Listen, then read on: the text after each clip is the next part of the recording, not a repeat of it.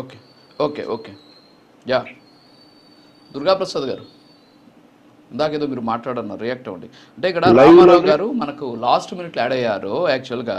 So, అందుకని రామారావు గారు బహుశా దీని మీద ఐ మీన్ టైం లేదేమో చూసుకునేందుకు అంటే సబ్జెక్ట్‌కి సంబంధించి. సో, అంశాన్ని పక్కన పెట్టి సబ్జెక్ట్ మాట్లాడుకుందాం. చెప్పండి దుర్గాప్రసాద్.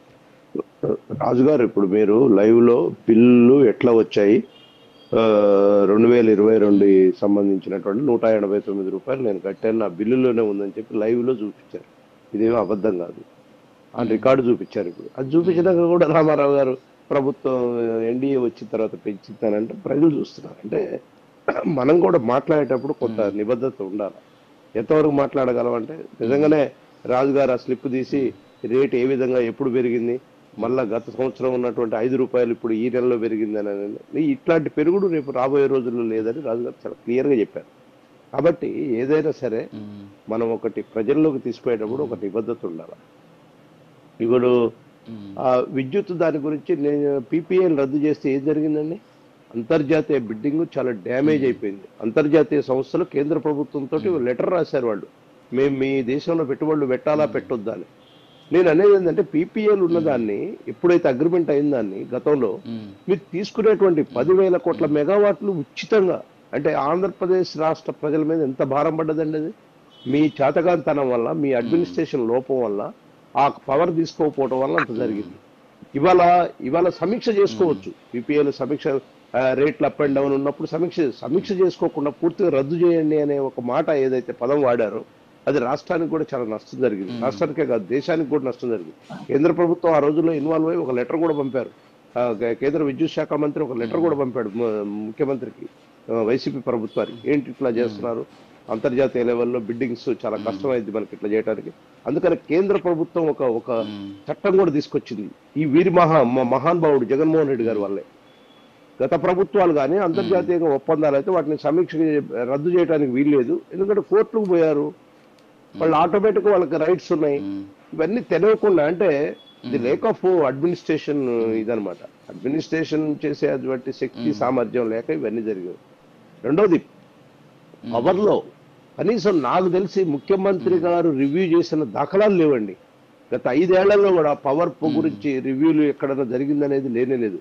ఒక ఈఆర్సీ రివ్యూ చేసింది, నన్ను అడిగితే ఈఆర్సీ అనేక సార్లు రివ్యూ చేసింది, కానీ ముఖ్యమంత్రిగా పవర్ మీద అంత ఇదిగా లేదు. కాబట్టి పవర్ సెక్టార్ అనేది చాలా కీలకమైనటువంటిది.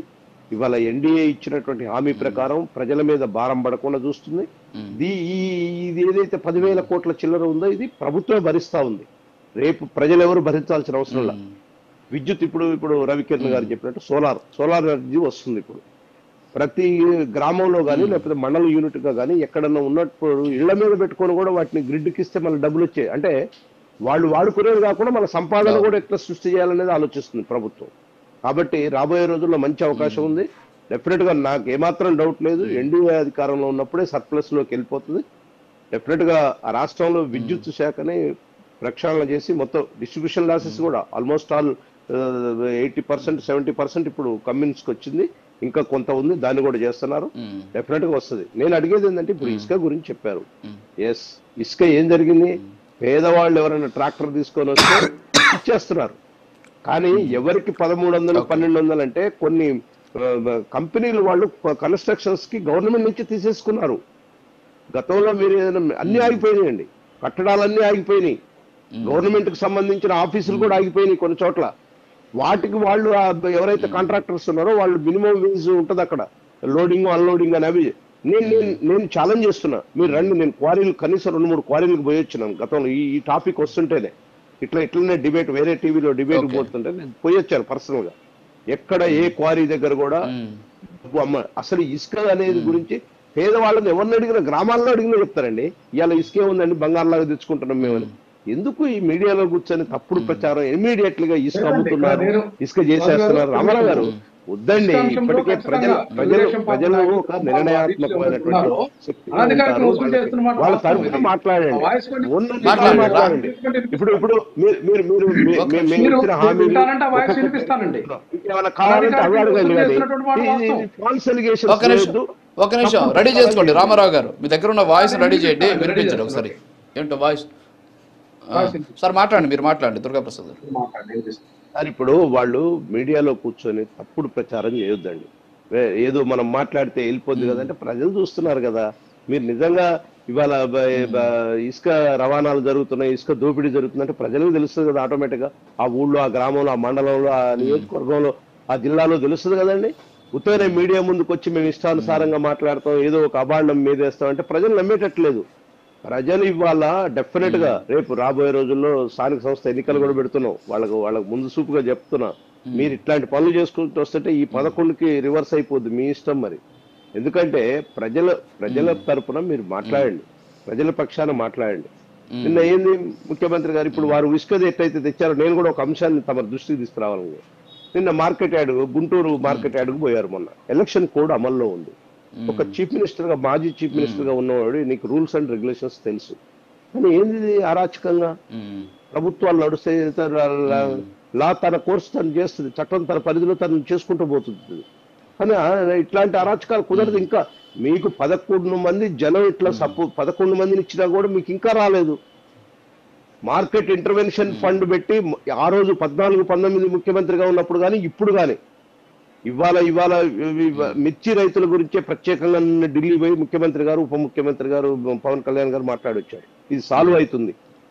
మార్కెట్ ఇంటర్వెన్షన్ ఫండ్ కాకుండా అది కూడా వాళ్ళు చెప్తున్నారు కదా సార్, వైసీపీ వాళ్ళు మేము వెళ్ళొచ్చాము, మేము రాగానే మేము అక్కడికి మిర్చి యార్డ్లోకి పోగానే భయపడిపోయి ఇద్దరు.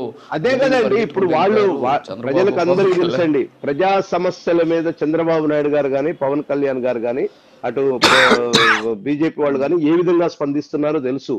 ఆ స్పందన ఇప్పుడు వీళ్ళు ఏదో ఊరుకొచ్చారు, కానీ నిజంగా రైతులు ఇబ్బంది పడుతున్నారు. మిర్చి రైతులు విపరీతమైన వాళ్ళకి కనీసం ఆ పంట వేసిన దాని ఖర్చులు కూడా రావట్లేదు. దానివల్లే చంద్రబాబు నాయుడు గారు చాలా సీరియస్ గా తీసుకొని నిన్న ఇవాళ అక్కడే ఉన్నారు. ఇవాళ మార్నింగ్ మళ్ళా మినిస్టర్ గారు పెడుతున్నారు, మినిస్టర్ గారు రివ్యూ పెట్టి దాని మీద ఒక నిర్ణయం తీసుకుంటున్నారు. Market intervention fund state government పెట్టడం కాకుండా సెంట్రల్ నుంచి కొంత ఆదుకోమని చెప్తున్నారు. This is the ruling. ఇది పరిపాలన అంటే. నేర్చుకోవాలి వాళ్ళు. ముఖ్యమంత్రి, మాజీ ముఖ్యమంత్రి జగన్మోహన్ రెడ్డి గాని, వాళ్ళ పార్టీ వాళ్ళు కానీ ఒక సమస్య రాష్ట్రంలో వచ్చినప్పుడు కేంద్రానికి ఎట్లా అపీల్ చేస్తున్నారు, ఎట్లా సాల్వ్ చేస్తున్నారు అని నేర్చుకోండి. మీరు 40 ఏళ్ళ ఎక్స్పీరియన్స్. రామారావు గారు రెడీ ఉన్నారు.